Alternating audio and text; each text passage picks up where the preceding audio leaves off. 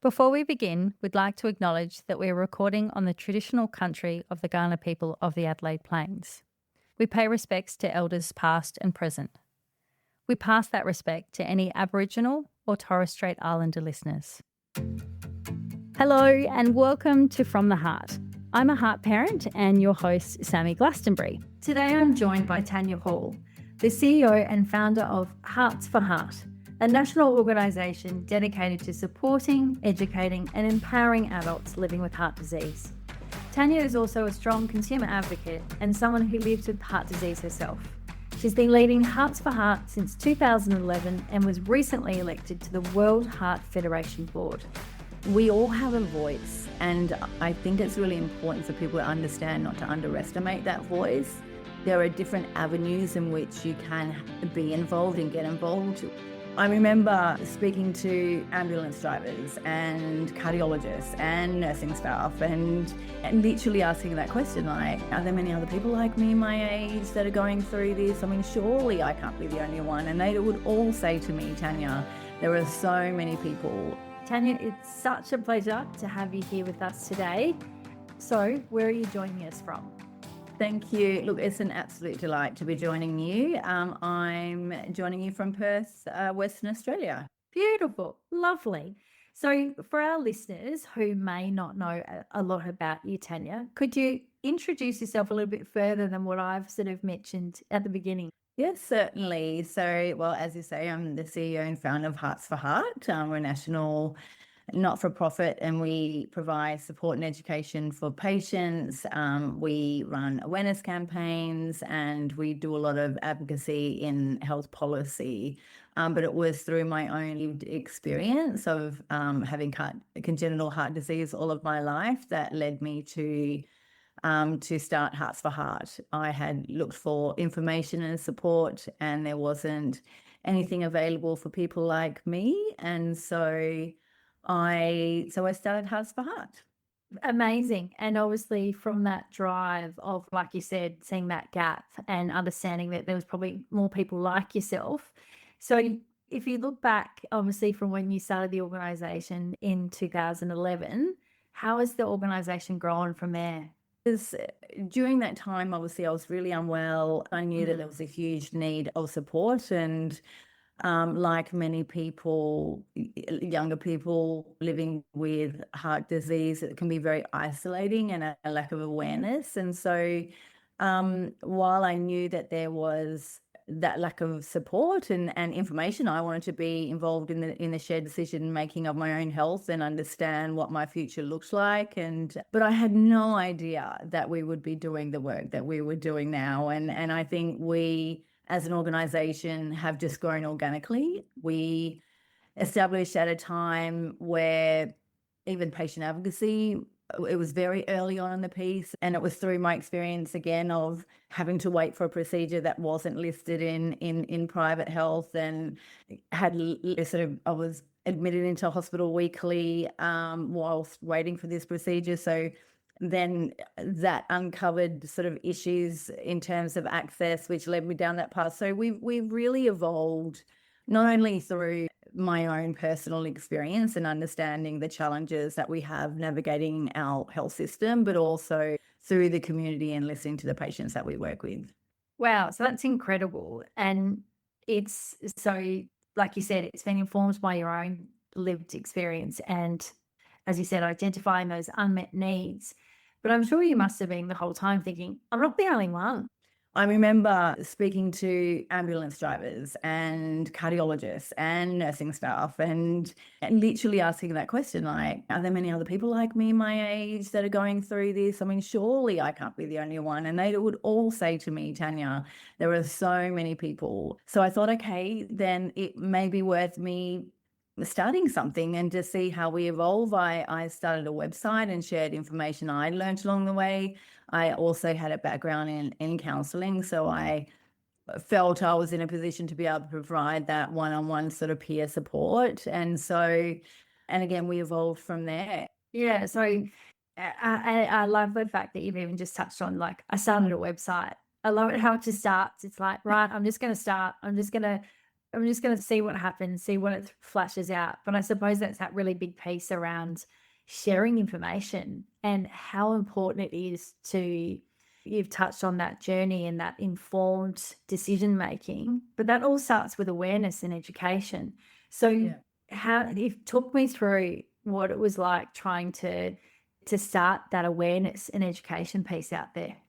I think obviously I wasn't the only one that recognized that unmet need. And so every door that I knocked on opened. The clinicians jumped on board, other organizations jumped on board.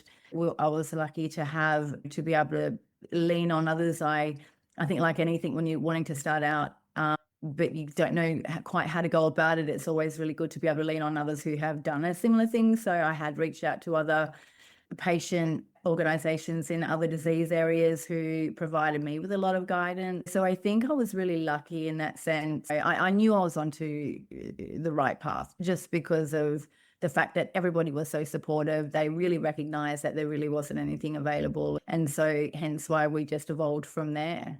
Yeah, it sounds beautifully organic.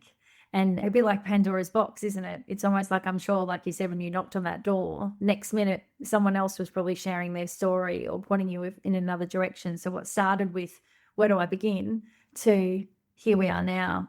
So do you mind sharing with us, Tanya, about your condition? And you mentioned before your first surgery was when you were 9. So can you tell us about your condition and what it was like hearing that diagnosis as a child?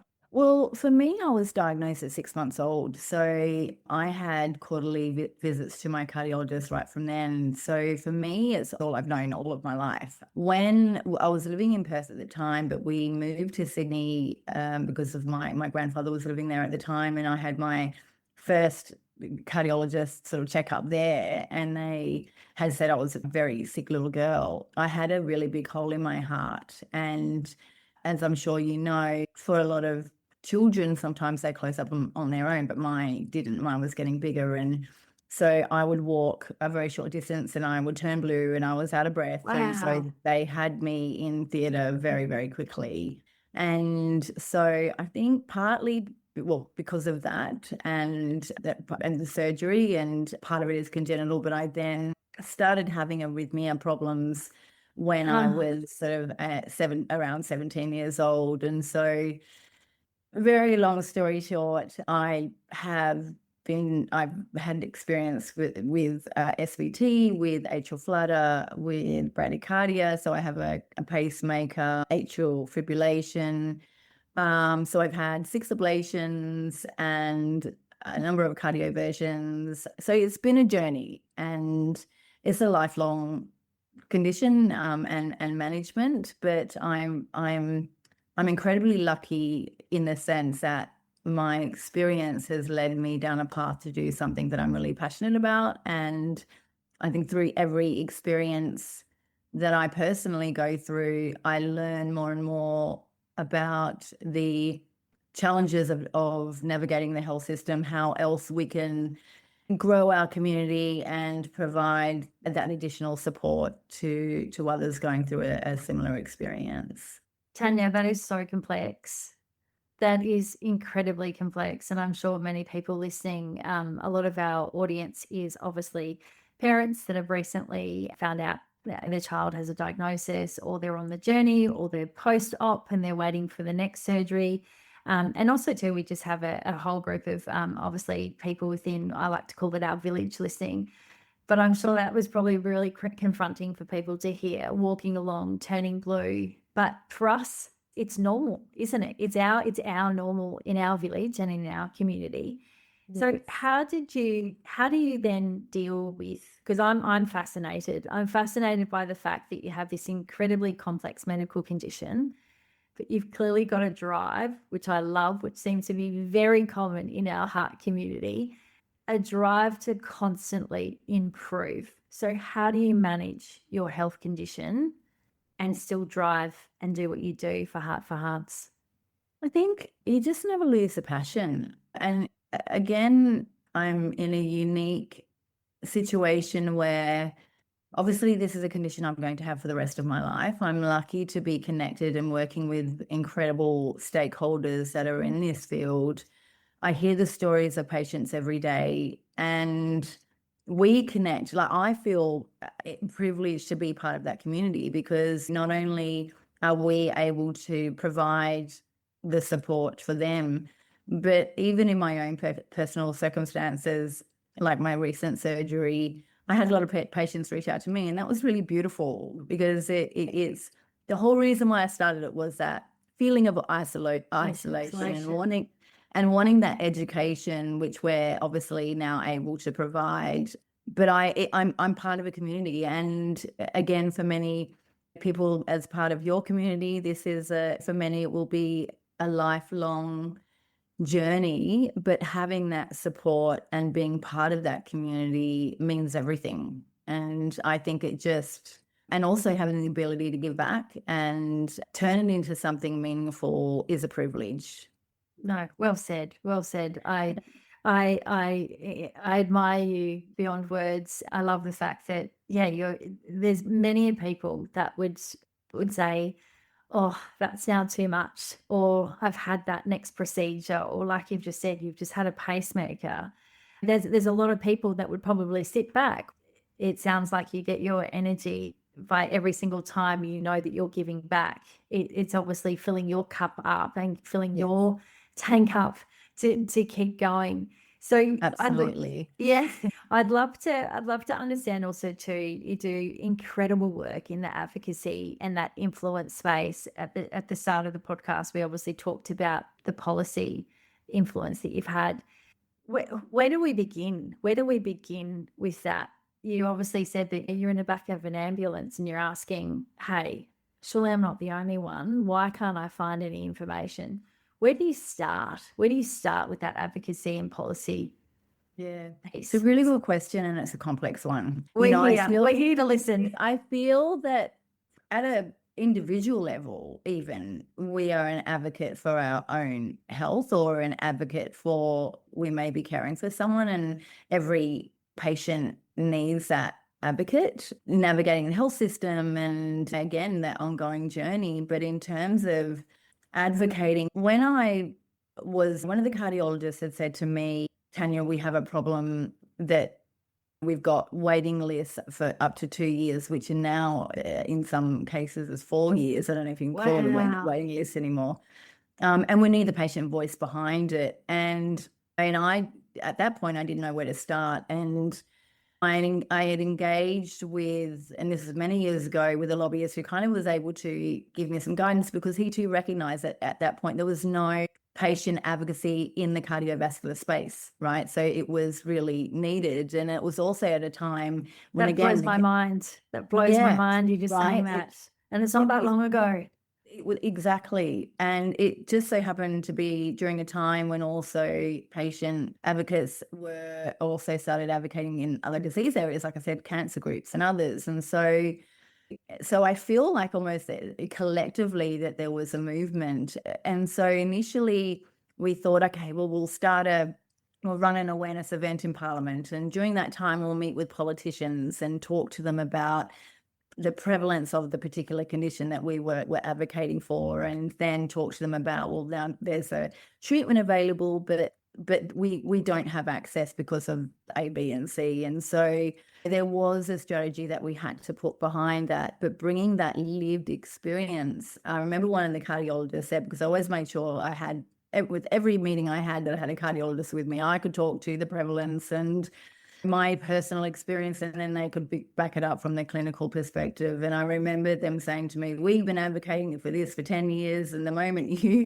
spoke about your lived experience and brought meaning, this is how, I was in and out of hospital, calling ambulances every week until I had this procedure. And overnight, I went from not being able to work to getting back into the workforce, living a normal life. Then the politicians started listening. And that's essentially what, again, there's a strategy we had behind it, but essentially that's why we were able to make change. And so that led us down a path of, we are now involved in every policy review. We provide input into any new cardiac device or medicine. If there are any barriers to access, I get involved, like the heart check, cardiac remote monitoring, any cardiac services, anything and everything related to the cardiovascular space.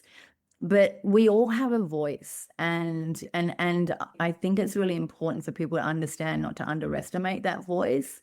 There are different avenues in which you can be involved and get involved. We have embarked on an advocacy training academy this year, which I'm really proud of, because we wanted to be able to share this knowledge and train others to use their voice in a powerful way, and to be involved in advocacy or in research or in clinical guidelines, or even teaching them how to share their story in an impactful way. So it really depends on what each person feels comfortable in doing and in getting involved in. Obviously, some are really confident and really happy to speak to media, and others are happy just to sit back and provide input into research. So we want to be able to provide that platform so that people can use their voice and get involved. And there are organisations like yours and like ours that can be that catalyst for them to use their voice in a meaningful way.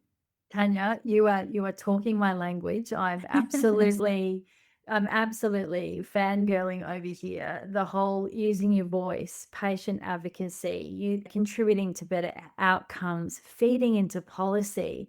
And I love that you even just chatted about you sitting there beside a cardiologist, but you brought it to life, because I think this is the point that I know I always like to sort of say to people, or exactly that, use your voice or speak up or let them know or provide that feedback. As long as you do it in an incredibly respectful way and you're coming from a space of love and compassion for the greater good, yes. You brought those numbers to life. If you think about it, they were black and white numbers on a piece of paper. They were statistics that we were kept presenting to Parliament. And here you are, you've turned up, you've got everyone's attention. Honestly, music to my ears. I love it. I absolutely love it.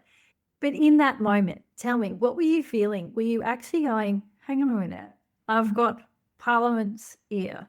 Was that a real moment for you? Absolutely. It was incredibly nerve-wracking to start off with. Oh, gosh, yes. You can imagine. But then I would just think, right, put my patient hat on, and I think I just approached it. I'm representing the community and the people that we support. And so, and when you realize that you're dealing with people, every politician, they're a person too. Person first. That's right. And yes, there are going to be some people that are going to be more connected to your cause than others. And so part of that journey is obviously identifying who those people are. But it was an incredible experience for me to see too, just how passionate that they were, that again, that they really wanted to see meaningful change, and that many of them are in there really to make a positive impact for people too. So it was, but I think, but sometimes advocacy takes time. It isn't something that happens overnight. It's not. So you need persistence, and you need that grit. Exactly. And you think you're going to be knocked back, but persistence is key. Being at the table is key. And when you finally get there, it's an incredible feeling to have had some small role to play in improving outcomes for people living with heart disease. I love it. I wish I was there. I wish I was a fly on the wall that day. I really, really do.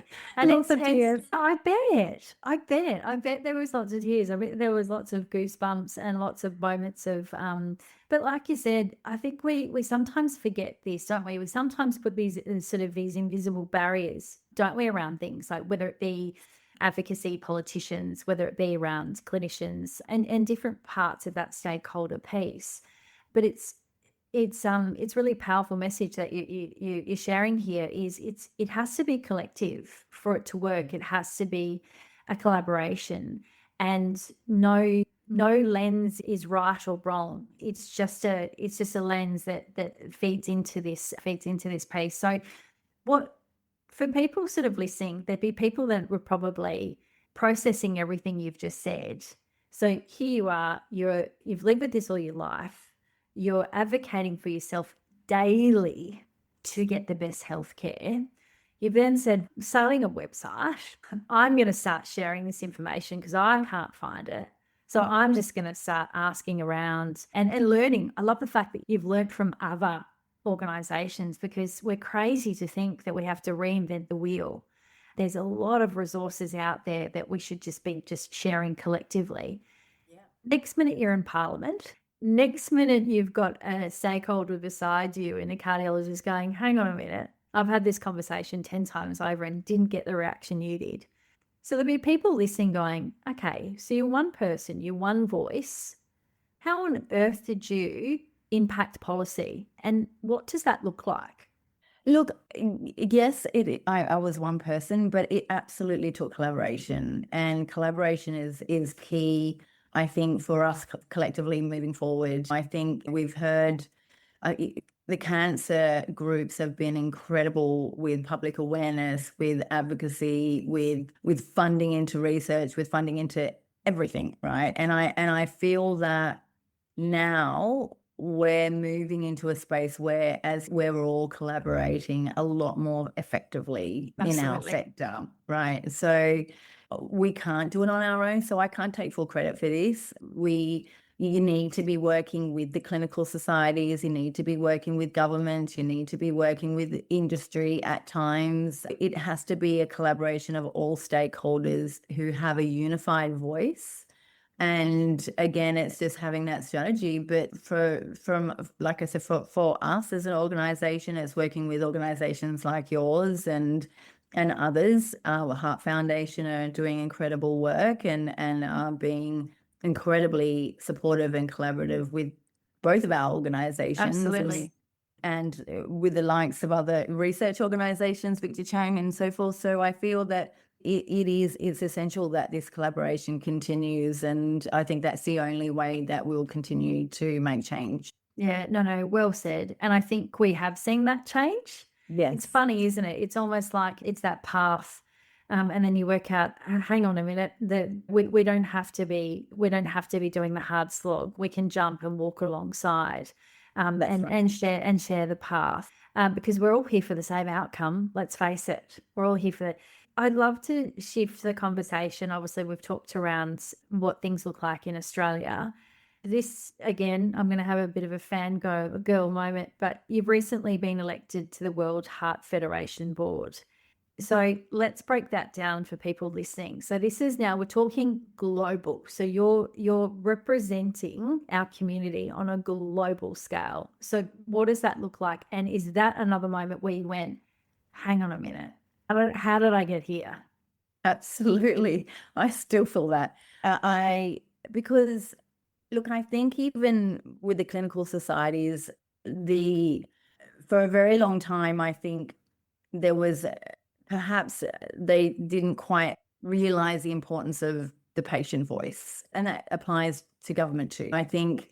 But now, as I've mentioned, things have changed. They're realizing the importance of our voice in health policy, because and in all areas in research, none of it really matters unless, I mean, it's for us. So without our voice and without understanding the meaning and how it's the impact, the impact, and if it's actually implementable, what's the point, right? And so the World Heart Federation, I'm incredibly honoured to be involved in that. It's the first time they've ever had patient representation on the board, and it's really kudos to them for leading the way in that. And so and we're exploring ways in which we can further integrate the patient voice and the lived experience and voice into other areas, into the various committees and projects within the World Heart Federation. But it's essential. I mean, equity obviously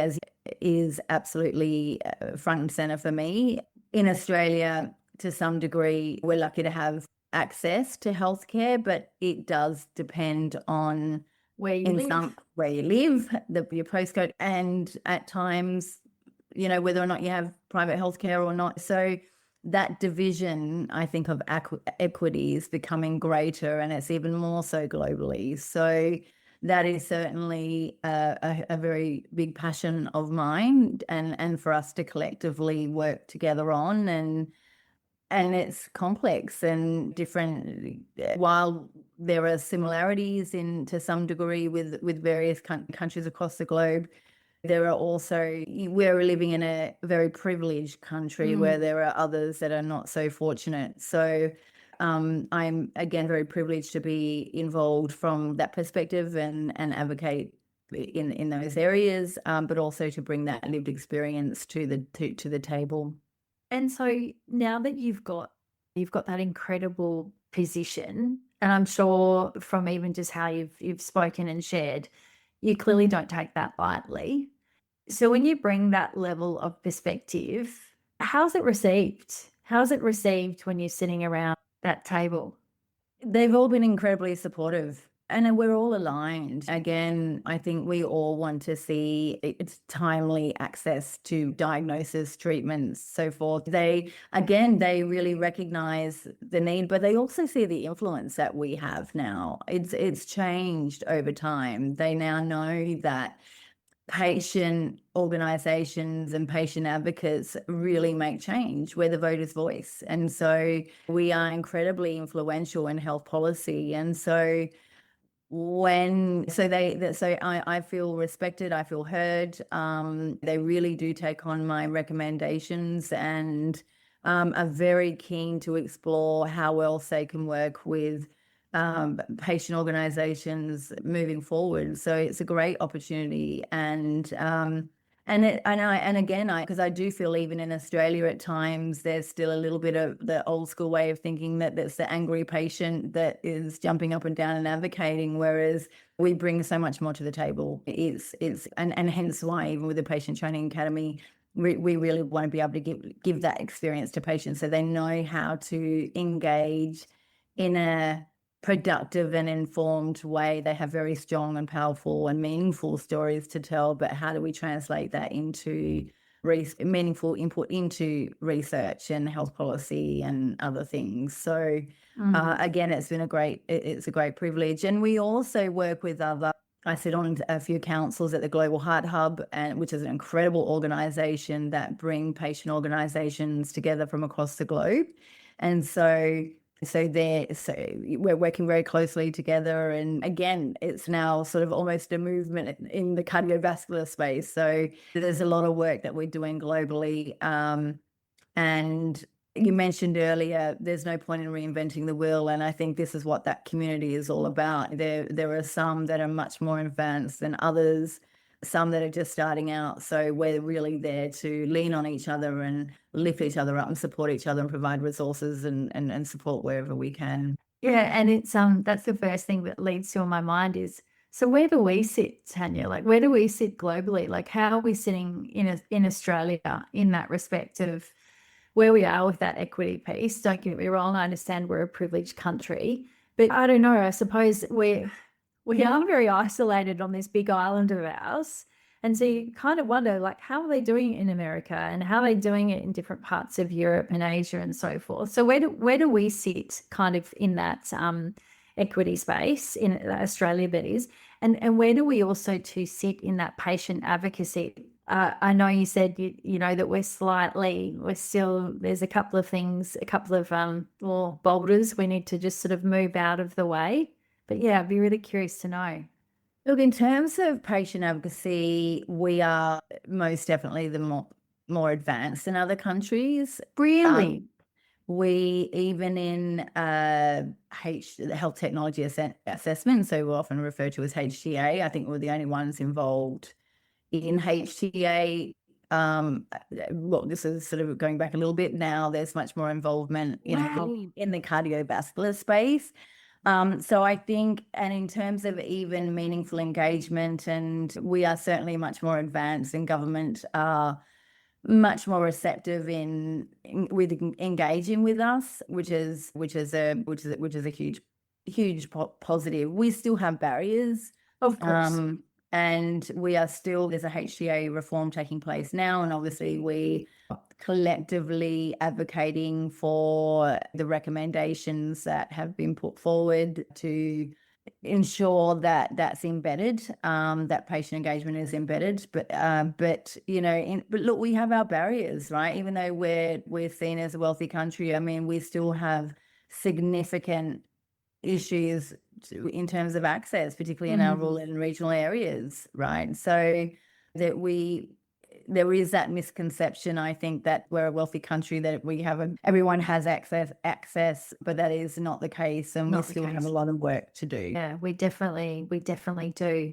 But that's not surprising. I'm not going to say I'm surprised. I suppose I just didn't have a level of awareness of where we sort of sat on that global sphere when it came to patient advocacy and that informed care. I suppose I'm just thinking of is sort of my knowledge of Planetree accreditation. And obviously we have one paediatric hospital in Australia that has it, which is the Brisbane Children's Hospital. And we're going for accreditation down here in South Australia. So we will be only the second with Planetree accreditation in the Southern Hemisphere, which is, and that's all around that informed patient journey and ensuring that in the room that a conversation is happening with a clinician, that the patient is well informed and a part of their health outcome. So fascinating to understand.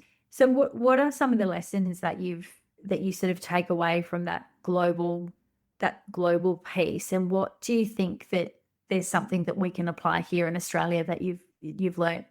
Look, I just think that I'll refer back to that.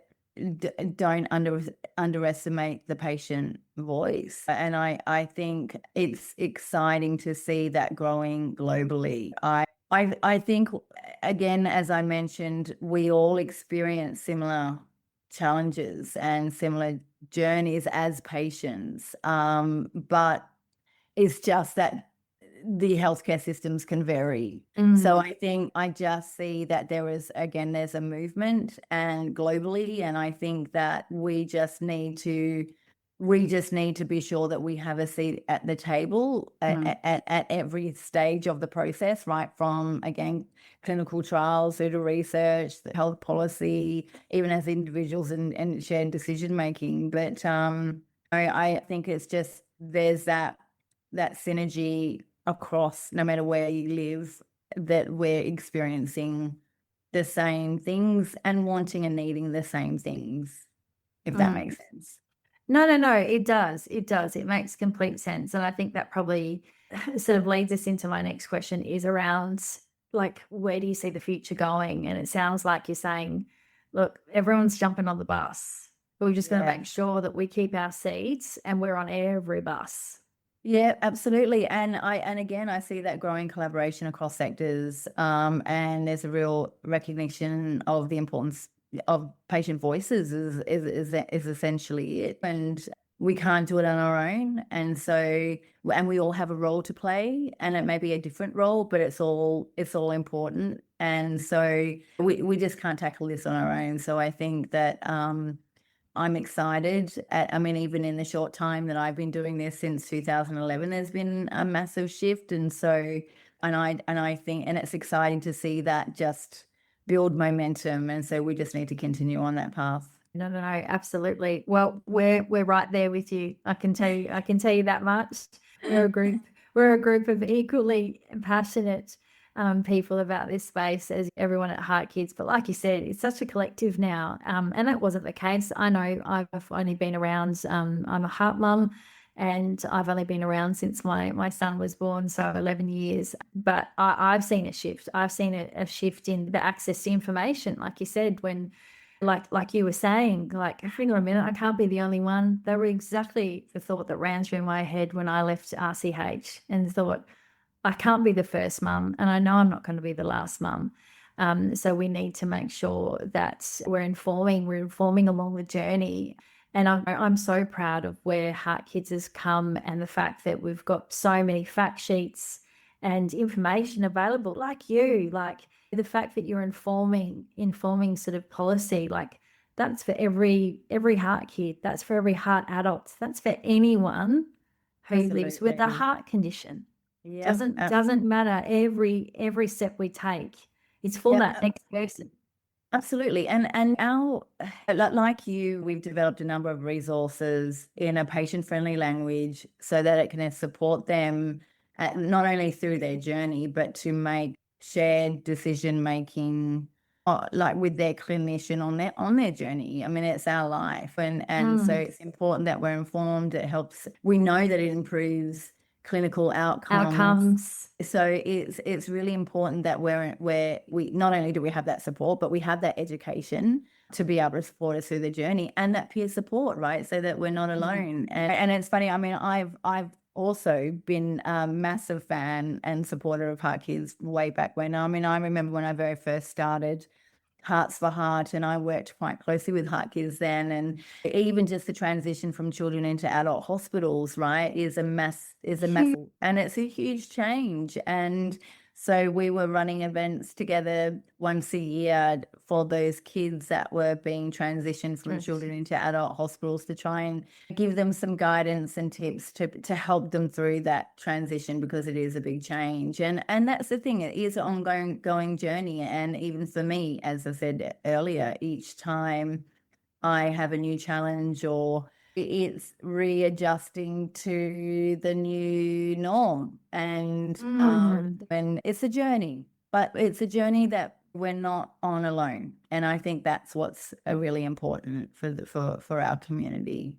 I think you've just answered my next question, is if someone's listening to this podcast, what do you want them to, because I know that different people we've interviewed over the time, Tanya, which I'm sure you'd appreciate, and be the same with the conversations you have, is it's that resounding theme. I feel isolated, I felt alone, or I felt invisible, or whatever it is. So what do you share? What do you share with someone when you're confronted with that expression?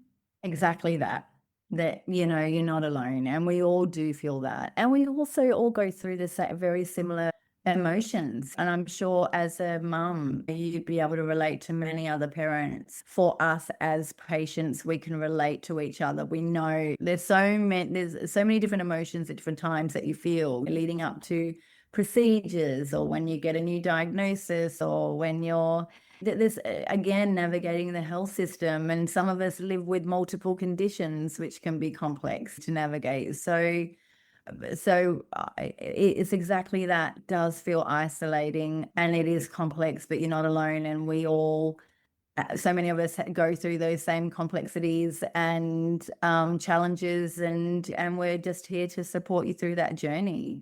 Yeah, it's for us all to come together, lean in, support each other, have those conversations. So Tanya, looking ahead, what is your vision for patient-led advocacy over the next decade, if you had to write this script?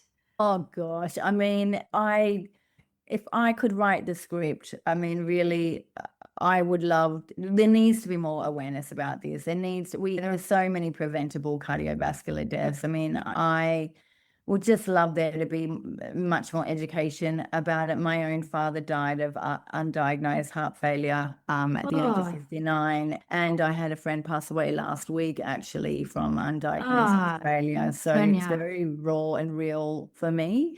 But I just think I just feel that there's just still that element of even younger people who haven't been diagnosed, that aren't taking it as seriously as what we should, our heart health. And so that needle needs to shift. We need to shift the dial. But obviously, I want to see more patient representation in every level of healthcare, which obviously, again, it's something we've been advocating for, and we're certainly seeing more of. But we need to be seen as equal stakeholders, not as to be consulted, but as equal stakeholders in the healthcare journey.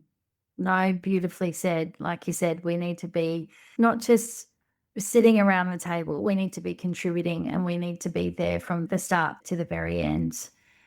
Well, Tanya, honestly, I have enjoyed this conversation so much, so much. And I feel like I could probably talk to you for hours because I have so many questions, but I know that you're incredibly busy and we're incredibly grateful for your time.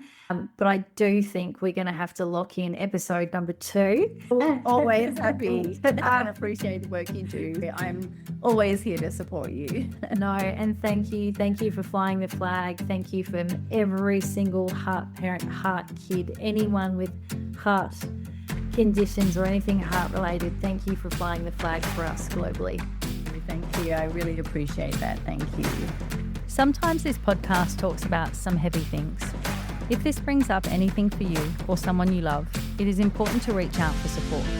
The HeartKids helpline provides support and guidance for anyone impacted by CHD. You can call the helpline on 1800 432 785. To access more information as well as support from HeartKids, visit the website at heartkids.org.au. The information on this podcast is not a substitute for medical advice from your doctor or healthcare team. Always talk to your doctor about matters that affect you or your family's health.